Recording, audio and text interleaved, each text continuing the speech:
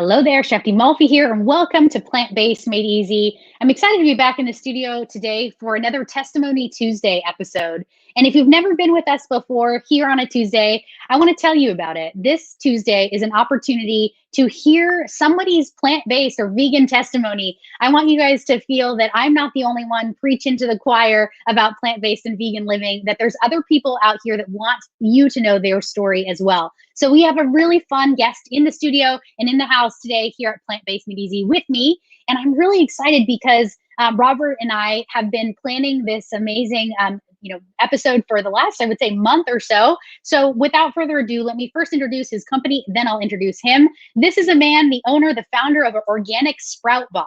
He owns this amazing company making sprouting super easy right now in the modern day. And I'm going to show you the amazing kit that he sent to me, and we're going to hear from Robert about his inspiration for starting this show. So without further ado, please help me in welcoming Mr. Robert Schwartz to the show. Hey, Robert. Hi, thank you so much. That was very kind. I appreciate that a lot. Oh, of course. Thank you so much for being on the show with me today. I'm excited to do this with you, Robert. We're going to have some fun. Yeah, we are.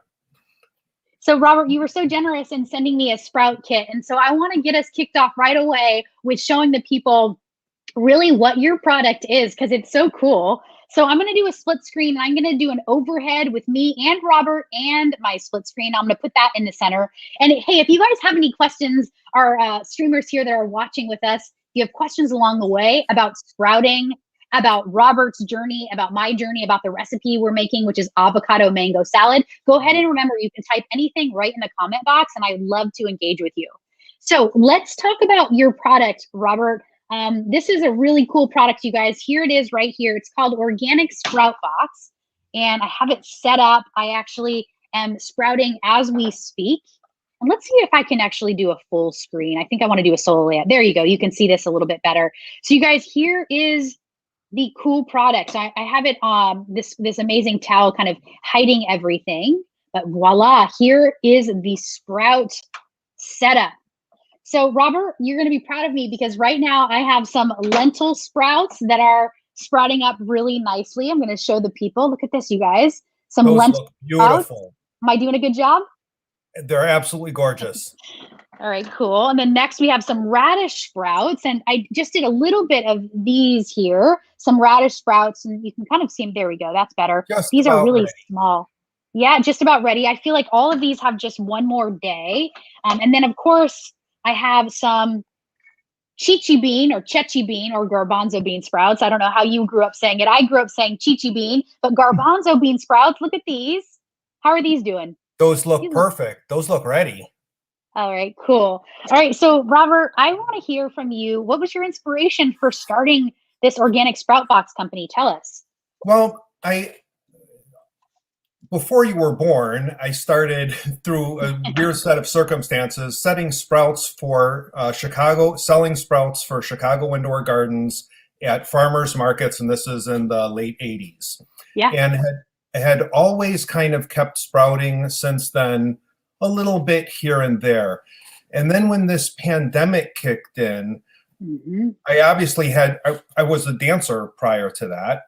And so that industry kind of got shut down a little bit. And I wanted to do something to bring sprouting to everyone, because there's so many amazing health and taste and environmental and social benefits to sprouting. And I had always wondered why more people didn't do it. So I looked for the barriers to entry and then address them, because as you can tell, the kit is very clean. And then we set it up, and it's just starting to go, and we're very, very proud of what we've been able to do with it. Yeah, it is clean. It's easy to use. It's very user friendly, which is something that I noticed right away. And I'm going to show the streamers again, but I'm going to remove us so that they can really kind of take it in. I'll do me and the sprouts for a second. You guys, I just want to talk you through it. This is how simple it is. When Robert sent this to me, it comes with this amazing kind of trough right here, right? This is going to capture all the water. And then these stands, and these stands are really great because these are going to keep your sprouting jars upside down. So what you're doing is actually you're soaking them for the first day overnight to really kind of let them absorb some fresh water. And then they have these really cool filters. So these mason jars have like a filter top to it. And what you're doing every day after the first day is you're rinsing and draining them in the morning and then once at night. So once in the morning, once at night. And you're just going to rinse the water over the top. The water spills right through. And then you're going to drain them. And then once it's completely drained, you can just kind of flip your sprouts over and they just sit right here in the trough. And it's super easy. And the coolest thing I think about this setup is that it comes with this great towel, which is like great, product placement. But the towel is the thing that's going to mimic these sprouts for growing underground. And that's the thing that's going to actually enable these sprouts to sprout within 3 or 5 days. So depending on what you're sprouting, each of the sprouts have a different kind of timetable. The lentil sprouts and the garbanzo bean sprouts only take 3 days, whereas the radish sprouts, I believe, take 5 days. Is that right, Robert? Am I getting this right? Yep, you got it. You're perfect. Okay, cool. So I thought it'd be fun for us to actually make a recipe and showcase the deliciousness of these sprouts, because not only are sprouts healthy, and we're going to talk about that, but they're so yummy. They're really great. They're super versatile. And Robert's been fantastic in that if you guys go to his website, organicsproutbox.com, you will actually see a bunch of cool recipes. And you were mentioning to me, Robert, you can do a bunch of things. Like you can do taco filling with the lentil sprouts. I've heard you talk about obviously putting them in salads and soups and casseroles. You can garnish with them. But what other uses do you love for your sprouts of all different kinds? Well, you can from the leafy sprouts, like the broccoli sprouts and radish sprouts, you can make salad dressings with those. Oh, yeah. And just try and figure out ways to include them in every single thing that you eat. One of the funnest things I've done is taking the lentil sprouts and throw them in the air fryer for about a half hour at 400. And they come out without oil or salt. They taste like pistachios. Oh, wow. So it's a fun way to snack and kind of, if you're addicted to hyper palatable food, it's a really easy way to have sprouts and satisfy your need for some really punchy flavor. Yeah, punchy flavor with a ton of nutrients. I love that. What a cool idea. Okay, cool. Well, we're going to make a recipe, and I'm going to make the avocado mango salad. This is something that I've really been hungry for. Anytime it's avocado season, which it is right now, you guys, these are California avocados. I have to make this avocado mango salad. It's so yummy. It goes with any meal. You can actually eat it as a meal in and of itself, but it's really great accompaniment to any, barbecue or any other lunch or dinner. So let's make it. And then we're going to add some sprouts at the end. So first things first, we need to talk about avocado. So I'm going to get into it. Look at these beautiful Hass avocados, you guys. Like I said, it's California avocado season right now, and I love a good California avocado. So I'm looking for a Hass avocado. I'm looking for one that's really kind of soft. I think I'm going to go with this one here. Seems to be the softest. And I wanted to showcase the sprouts in this recipe, Robert, because I thought it was easy to kind of highlight the natural flavor of the sprouts while giving it a little sweetness and butteriness and creaminess from the avocado, and obviously the sweetness from the mango. So I wanted the sprouts to kind of play nicely with some of the other flavors. And I think this recipe is going to make this work really well. Today, I'm going to use the radish sprouts as well as the lentil sprouts. I think I'm going to do a combination. And I wanted to ask you, Robert, do you do a combination, or do you kind of like use the sprouts individually, or do you blend them up together and use them together? I blend them up together. Okay. We eat them in every single meal of the house here, just because they are so incredibly versatile. I took a look at your jackfruit taco recipe. Yes. And I tried that with a, because I didn't have jackfruit, with shredded broccoli stems. Oh, yeah. And lentil sprouts. And it was just amazing. Yum. Oh, that sounds great. What I really love about what you have going here is how accessible and easy you've made. Because for a lot of people, they want to contribute more to the environment, to animal welfare, and they don't really know how. And this is just such a fun, easy way to increase your contribution to a more ethical life. And I just appreciate you so much for that. Oh, I really appreciate that. That's very kind. Thank you. And yeah, that is the inspiration behind this. Is this community is all about people that we all want to be healthier. Some of us are fully plant-based, some of us are somewhat plant-based. It doesn't matter. There's no you don't have to commit to this 100% in order to get the fruits and the benefits of this lifestyle, but I wanted to make it easy for people because I think that's one of the, like you just said, the barriers for entry for people in going plant-based or vegan or even just being healthy in general. It's like, if we can learn to make it fun, but if we can also learn to make it simple, then people will be set up for success. But until we can really address those barriers for entry, we're doing a disservice to ourselves, because we're really not going to be able to be successful at whatever it is we're setting our minds to. So, I just went plant-based a year ago, and this is a very new journey for me. I've been a chef for 15 years, but I'd always, I'm a classically trained chef, and I learned in the French tradition. So I was all about butter and meat and, big fish, big meat, wine, and everything with it, the whole experience of formal fine dining. And it wore me out. And after, many years of doing this, I realized there's a better way. There's a better way to eat. There's a better way to live. There's a better way to have a relationship with food. And so that's what brought me here. But enough about me. I want to hear about you as I prepare the mango for the mango avocado salad. Will you tell me, how did you go plant-based or vegan? When did you start this lifestyle? Well, it was a number of years ago, about 5 or 6 years ago. But it's funny how similar our stories are. So I just decided that cooking with meat and butter and stuff like that was kind of a cheat. Yeah. And to try and to figure out a way to, let's see what I can accomplish just using a plant-based diet. And I ran across this book called the Thug Cookbook. Yes. And it really changed my life because they made meals that were culturally very acceptable, and they made them vegan and plant-based and just super, super easy. And probably the most rewarding part of that for me is now, because I'm in rural Oregon, right? So you're not going to find a lot of plant-based people out here, but I can have barbecues and make it all plant-based, and no one complains. Everyone loves it. Oh, how would you make that? And like just the other day, I made red cabbage steaks on the Traeger grill. They were so good. Yum! And is that from the cookbook? The Thug Kitchen Cookbook? No, that's just something I whipped up from, because I've learned a lot watching people like you on how to negotiate flavors. Good for you. That sounds fantastic. Red cabbage steak. I'm going to have to try this. Yum. I love it.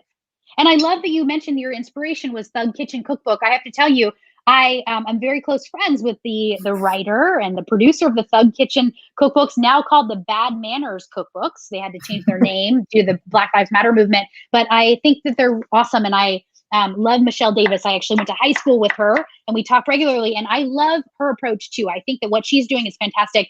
And so what I'm going to do is I'll put the link to their cookbooks on my Amazon storefront after this so that you guys can check it out in case you're wondering.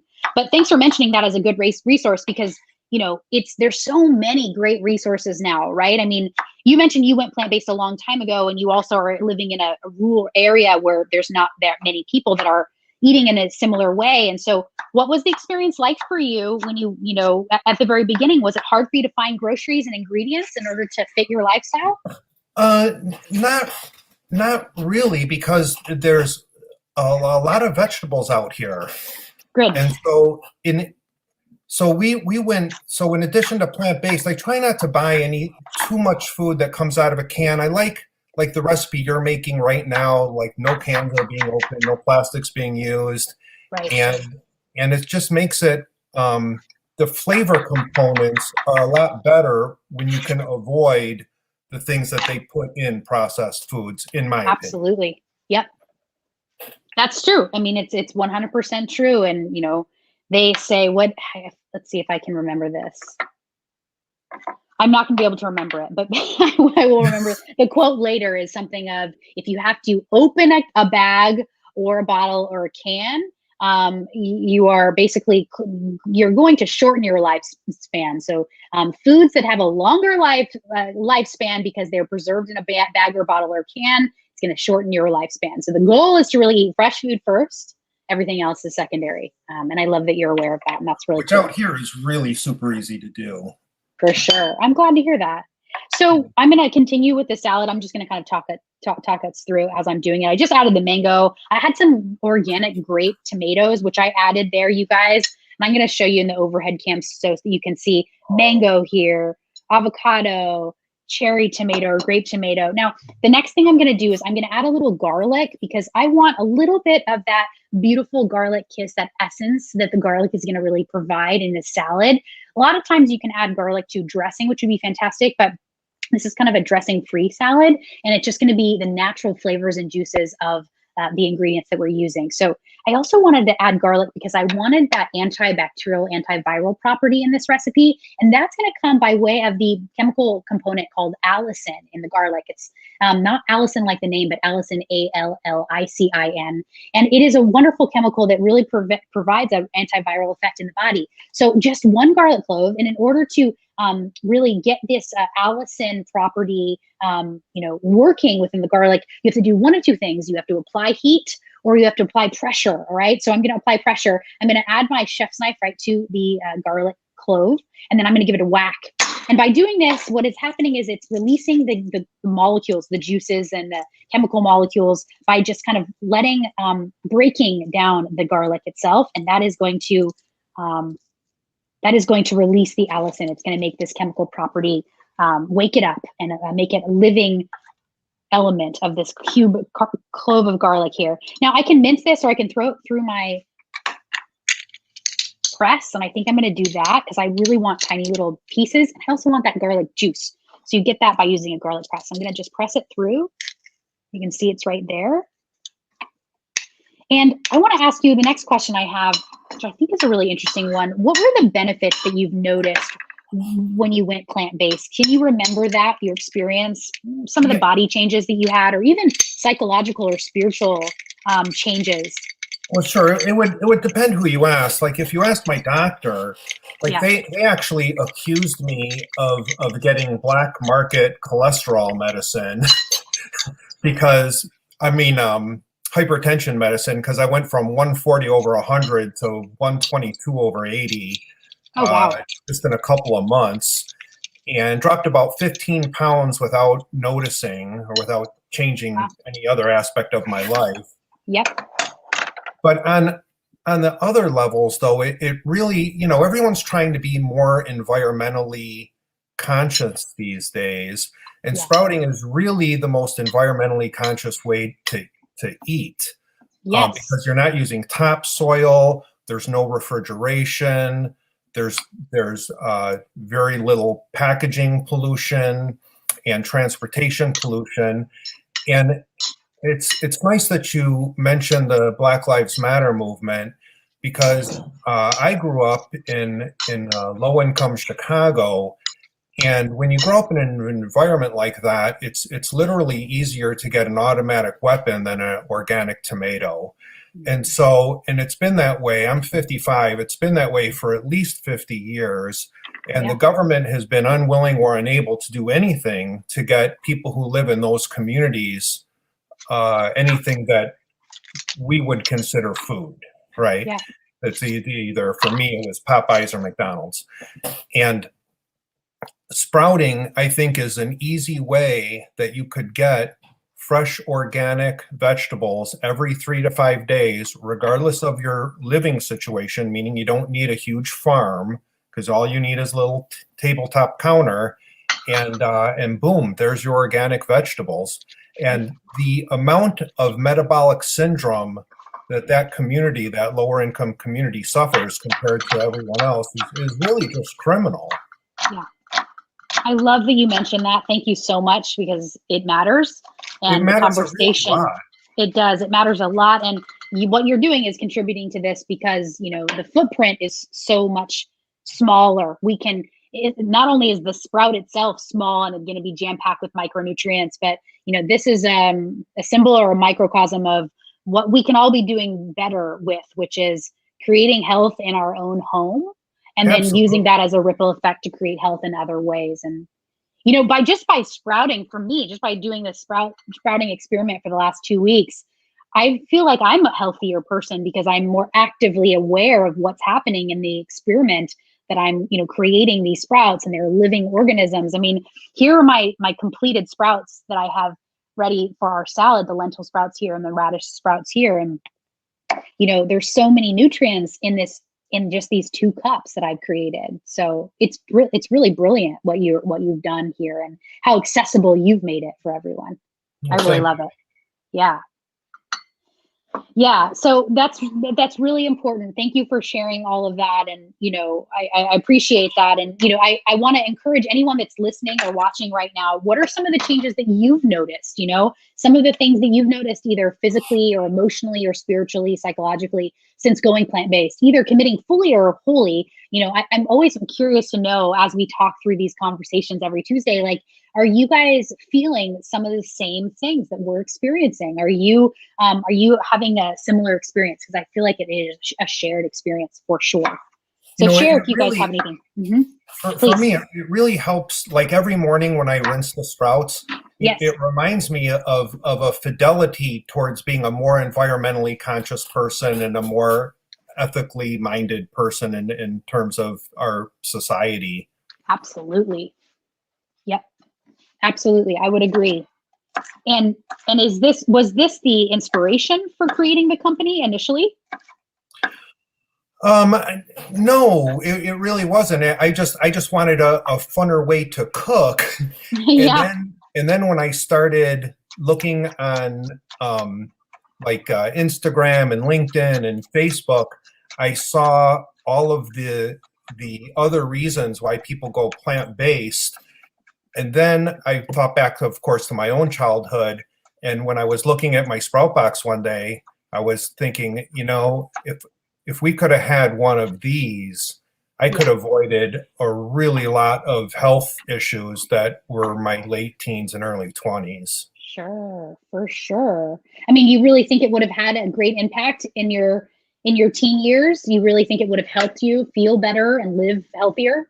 And be more active? Yeah, there's no doubt about it. The evidence, I'm not a doctor, but the evidence is just so overwhelming that the fast food, hyper palatable food is basically, a long-term poison almost. Yep, for sure.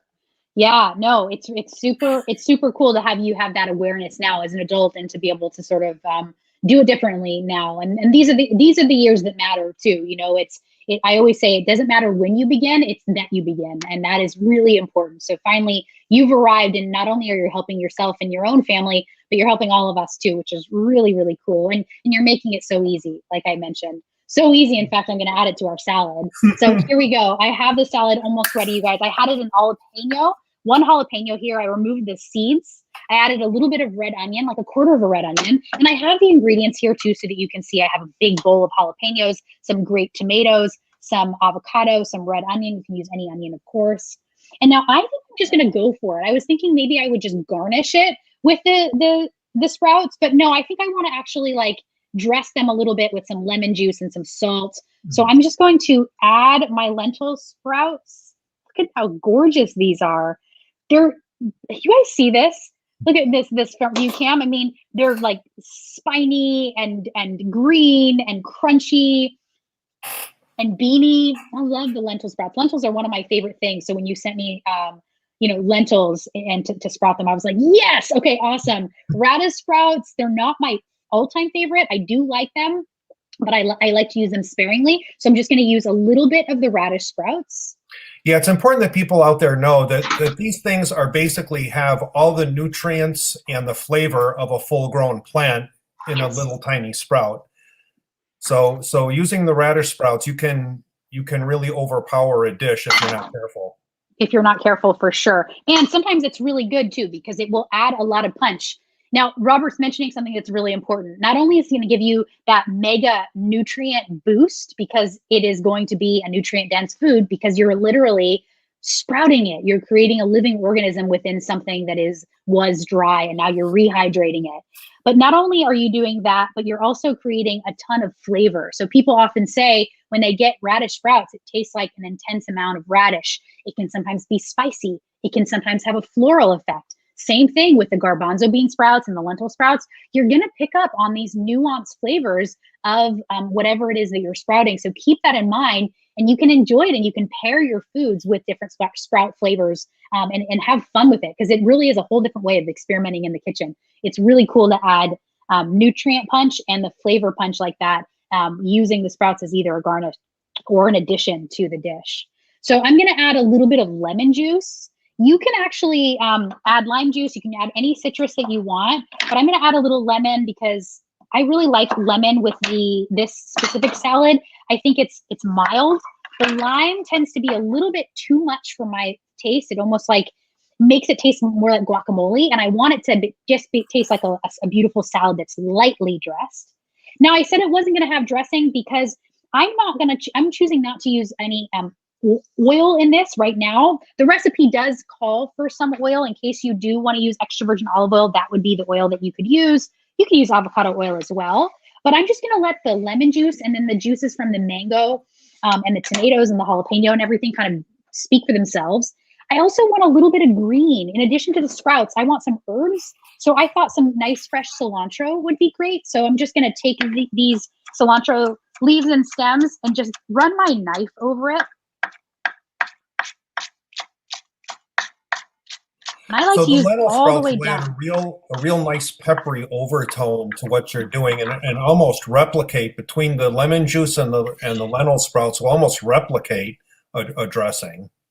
Great. Oh, that's really good to know. I love that. Okay, so you're saying the lentil sprouts will, because of their pepperiness, will like mimic that dressing flavor, yeah? Oh, absolutely. I love that. That's a great tip. And when you start to sprout more and more, you'll start to learn how do they respond? You know, how do they actually operate in the kitchen? What do they do when they're applied to dishes? So I'm gonna grab some salt. You guys are just stepping out of the frame to get my salt well here, and I'm gonna use a little bit of sea salt. And then I think that even though the lentil sprouts have a little bit of that peppery essence, I'm gonna add a little bit of pepper, freshly ground black pepper. Now, if you want this a little less spicy, go ahead and just remove the jalapeno.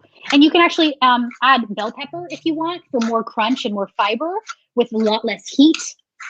But I really love the produce that I get here from Melissa's Produce. I just want to take a minute to thank Melissa's Produce for being a produce sponsor. They have given us all of the delicious organic produce that you see here in our camera view, and I'm so grateful. And then at this point, this dressing, this salad is really done with or without dressing, but I definitely think I need a tongs for this, because this is going to be, I really want to make sure to mix it up well. And if you guys want this, mangoes are probably one of the most underrated fruits in the history of cooking. Like, how do you pick the perfect mango? Such a great question. I usually take it and first of all, I'm going to look at it. I'm looking for a couple of things. I want there to be a variegation of color. So definitely multiple different colors. That's how I know it's going to be sweet. This is how I pick this type of mango. Other types of mangoes are just going to be, green or just yellow, and that's okay. But I really want to make sure if I'm going to get a classic mango in the supermarket, which is usually all I have access to when I go to Trader Joe's or Safeway or Whole Foods, that's usually all they have are these red and green and yellows. But I'm also then pressing into it just slightly like I would an avocado. And I want to make sure that it actually feels soft, and it should feel soft.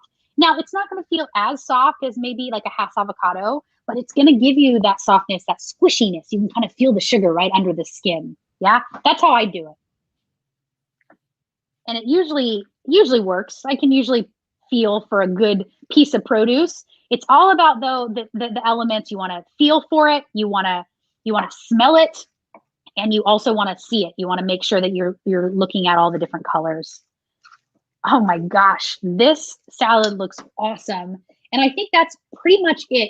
If I wanted to, I could add a little bit more citrus. Like I said, I can add a little olive oil, anything really. And that looks so good. It looks so good, right? And it's hydrating, Robert. It's going to be really refreshing.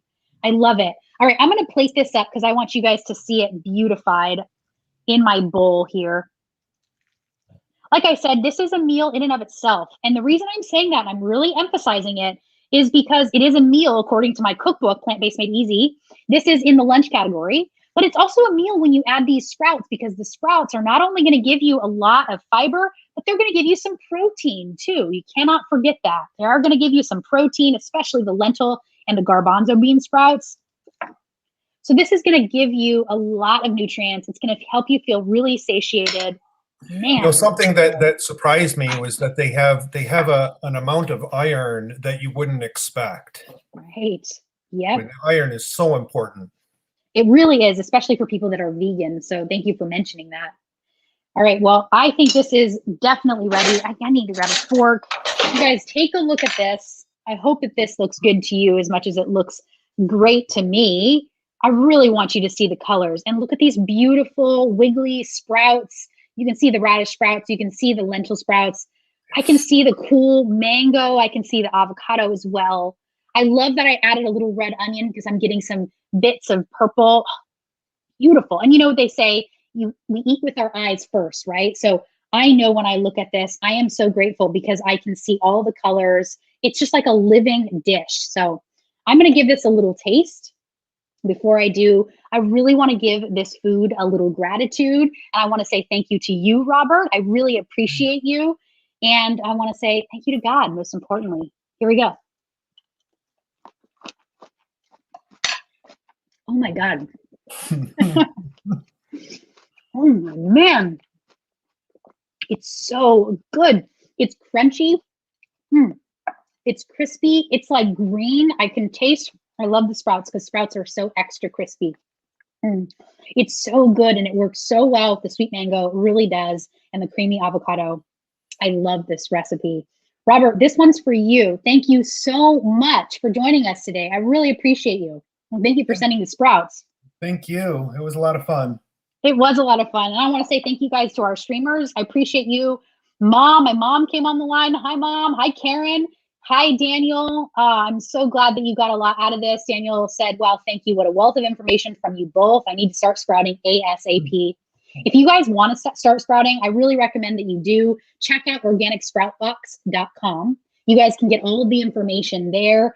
Purchase a kit for yourself. You are going to love it. Like I say, it is really fun. And if you want this recipe, I encourage you to purchase it straight from my cookbook, Plant-Based Made Easy, issue number 10. You can purchase this cookbook one or two ways just as a one-off, or you can purchase and become a member and get all of the cookbooks once a month as they become available. And I'm going to pop both links either to buy it individually or to become a member right in the comment box. There you go. You guys were awesome. Thank you so much for joining us. I really appreciate you. Wherever you are, please give Robert a good clap. Robert, thank you so much. I appreciate you. You guys, we'll see you next time back in the studio. I hope that you guys will come back for more recipes this week and next. I have so much in store for you. So continue to tune in and continue to support by purchasing the cookbooks. That's how I can keep this show going. I love you all. Have a wonderful rest of your day, and I'll see you then. Peace out.